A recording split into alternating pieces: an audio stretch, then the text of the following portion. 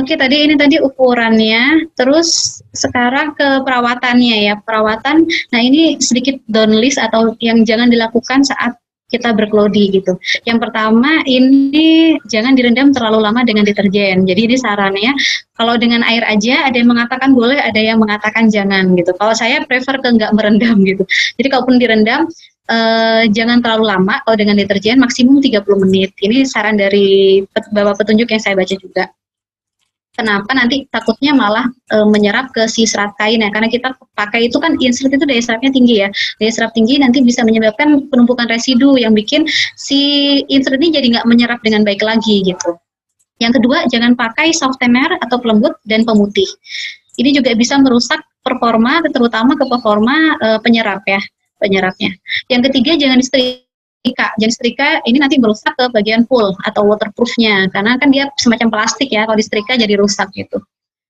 Yang keempat, jangan pakai sabun batangan atau sabun colek. Jadi memang dari referensi juga yang saya baca, jadi memang untuk klodi atau yang pakaian yang memiliki pori-pori yang lebih itu jangan pakai sabun tapi pakainya deterjen gitu. Bedanya sabun dengan deterjen, sabun itu untuk badan, untuk piring itu cuci pakai sabun gitu. Kalau misalkan lebih berpori emang didesain bagusnya pakainya pakai deterjen. Dan yang kelima, untuk komponen waterproof jangan dijemur menghadap matahari. Jadi untuk perawatan karena kita akan pakai clothing jangka waktu yang cukup panjang, jadi memang perawatan ini perlu menjadi agak perhatian ekstra gitu. Tips nyuci klodi anti ribet. Nah, selanjutnya. Jadi nyuci klodi itu nggak ribet, teman-teman. Yang penting adalah kita tahu ya, apa sih apa aja yang nggak boleh gitu. Sisanya mah sebenarnya kreativitas kita aja, gimana caranya biar nyaman di kita nyucinya gitu. Kalau saya sendiri, yang pertama saya manfaatin mesin cuci gitu. Jadi saya ada mesin cuci, jadi saya pakai itu untuk nyuci klodi, masuk juga.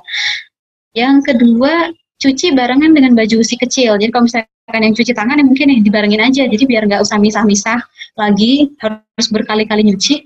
Jadi dibarengin aja antara baju si kecil sama si klodinya mungkin yang udah dibilas duluan, pinya kita cuci bareng. Dan yang ketiga, atur pola atau jadwal mencuci dengan stok klodi. Oh ini, stok klodi maksudnya kayak gimana? Jadi misalkan punya klodinya berapa, kita atur dengan jadwal cucinya. Misalkan punyanya 6 pieces, berarti kita harus mencuci sehari kurang dari sehari 2 sampai 3 kali. Jadi misalkan pagi sama sore gitu, kalau 6 pieces. Kalau 12 pieces kita bisa nyucinya sehari sekali. Jadi biar nggak terlalu kebut-kebutan gitu juga ya sama jemur, sama aktivitas mengeringkan gitu. Dan yang keempat, nggak perlu memperbaiki kalau nggak ada yang bermasalah. Nah ini mungkin teman-teman yang belum pernah kenal, mungkin ada omong-omongan jelek tentang klodi itu, aduh pakai klodi itu ribet, harus stripping, harus pengirik, harus apa dulu kayak gitu. Nah itu sebenarnya nggak perlu dilakukan kalau teman-teman nggak ada masalah dengan klodinya. Kalau klodinya kayaknya baik-baik aja gitu, nggak perlu namanya stripping kayak gitu. Stripping itu diperlukan cuman kalau ada masalah, misalkan ini baru sebentar kok udah bocor, ini baru sebentar kok udah bau pesing banget kayak gitu. Nah itu mungkin ada masalah, walaupun misalkan kalau bau pesing masalahnya bisa jadi dari pipisnya dedek yang terlalu pekat, jadi dedeknya kurang minum, bisa jadi dari situ. Jadi bukan berarti harus semuanya tuh bermasalah dari klodinya. Kalau saya sendiri, ini mencuci klodi harian ala saya. Jadi saya punya klodi itu saat ini sekitar 20-an kalau nggak salah ya. 20-an karena anak saya udah besar, yang kedua itu udah 2 tahunan. Jadi emang saya juga punya stok itu ditambah terus karena saya pengennya traveling pun juga pakai klodi gitu. Nah, kalau saya biasanya klodi kotor awalnya disimpan dulu di dalam ember terbuka. Jadi saya pakainya ember yang terbuka nggak tertutup. Nah ini teman-teman bisa nanti pakai, terserah mau pakai yang tertutup atau terbuka, itu disesuaikan dengan kondisi. Kalau misalkan saya tempat nyimpannya agak jauh dari rumah, jadi maksudnya agak jauh dari tempat kita biasa banyak beraktivitas, jadi sebenarnya terbuka juga nggak masalah. Dengan ember yang terbuka itu lebih bau itu lebih terdeodorize kayak sedikit demi sedikit itu berkurang. Beda sama kalau kita disimpan di dalam ember tertutup. Jadi itu kayak lekap di situ aja gitu, begitu kita gitu kan langsung keluar kayak gitu. Nah, ini tuh saya pakainya pakai ember yang terbuka. Terus sampai waktunya mencuci, saya nyucinya 1 sampai 2 hari sekali. Jadi tergantung seberapa cepat penuhnya itu si ember. Terus saya kalau saya nggak dibilas dulu, kecuali kalau kena pup. Kalau kena pup saya pasti langsung bersihkan dulu pupnya. Cara membersihkan pup itu pakai semprotan apa jet washer. Kalau misalkan di toilet ada apa sih jet washer ya sebutnya, yang semprotan itu. Nah itu tuh pup itu bisa langsung lepas gitu teman-teman. Jadi nggak susah sama sekali loh membersihin pup itu jadi di jet washer dulu, jangan langsung dikucek. Kalau langsung dikucek ya emang langsung jadi berebet kemana-mana gitu. Jadi pakai jet washer nanti lepas-lepas sih kotorannya. Setelah minim banget, baru pakai deterjen sedikit atau pakai kalau misalnya punya sabun batang, pakai sabun batang sedikit aja. Terus dikucek sampai hilang dan hilang. Kalau misalkan masih ada nodanya, dijemur di terik matahari. Cuman yang menghadap ke matahari adalah bagian innernya. Biasanya kan yang terkena kulitnya bayi langsung bagian innernya ya gitu. Jadi bagian innernya menghadap ke matahari, nanti dia hilang, memudar itu si warna-warna kuning-kuningnya itu. Nah, terus saya pakai mesin cuci. Saya pakai mesin cuci sampai saya pakai deterjen juga. Deterjennya saya pakai khusus yang untuk lodi. Terus setelah itu saya jemur. Jemurnya harusnya nggak seperti ini ya teman-teman ya. Ini tuh secara teorinya nih karetnya bisa gampang cepat melar. Jadi sebaiknya diputar, set kayak gini digantungin secara apa nih? Ini kan secara vertikal ya. Jadi digantungnya secara horizontal kayak gitu. Jadi ini jangan seperti ini tapi digantung horizontal biar karet-karet ini, di sini kan ada karet-karet ini ya, karet-karetnya tetap awet. Terus setelah itu nanti kalau dia yang sudah kering langsung dilipat dan ditata biar siap dipakai kembali. Nah ini contoh gambarnya dari Canva ya. Kalau versi saya kayaknya nggak serapi ini. Bisa disesuaikan nanti dengan masing-masing. Oke, sampai situ dulu ya Mbak. Betul. Nanti karena ke bawah ada banyak pertanyaan juga sih terkait performa Claudie menurun, kalau cepat bau bagaimana, nanti kita bahas lagi. Oke, siap. Kalau sampai segitu dulu.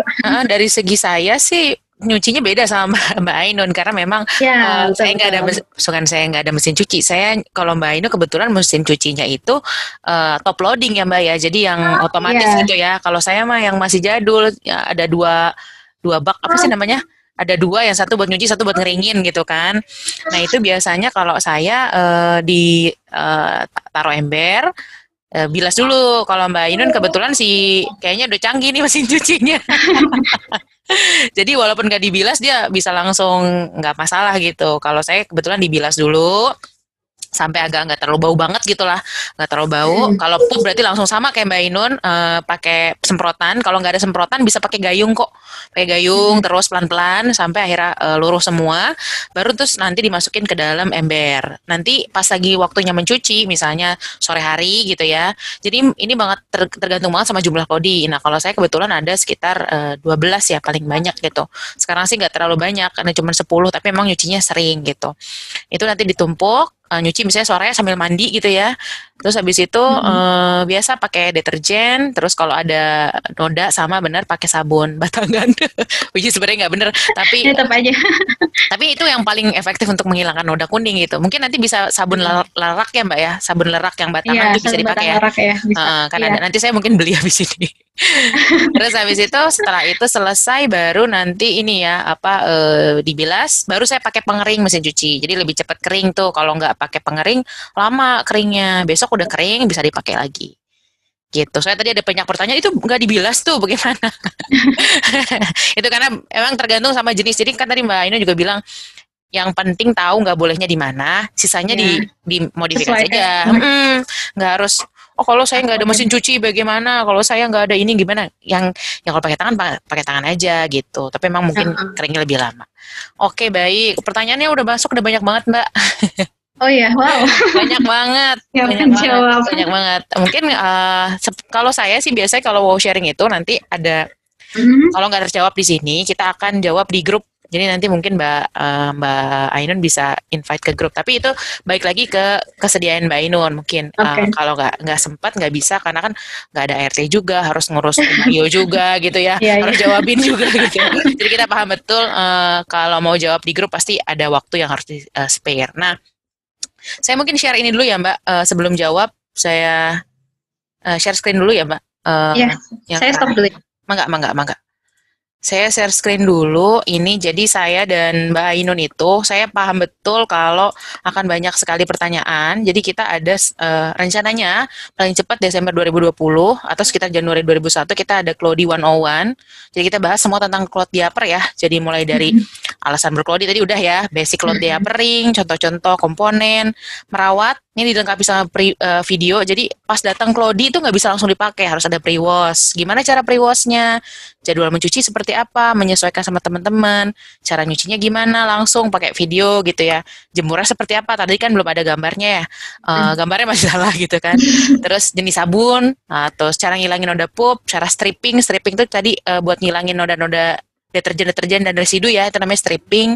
Terus cara pakainya langsung, kalau tipe covernya gimana, pocket gimana, nanti pakai ada peraganya, sampai merek mungkin membeli Cloudy, biar kan biasanya ibu-ibu di sini suka mereknya apa sih jadinya gitu ya, dan sampai troubleshooting masalah Cloudy dan tipsnya. Goalnya harapnya peserta bisa merawat, membeli dan menggunakan Cloudy, plus juga bisa menggunakan Cloudy secara full tanpa ada ART gitu ya. Mudah-mudahan nanti kalau teman-teman tertarik bisa ikutan di sini untuk lebih lengkapnya gitu. Bayarnya berapa? Insya Allah nggak terlalu mahal, sama kayak mini kelasnya Momenko 99.000, dan itu udah 1 minggu kelas gitu ya, full gitu.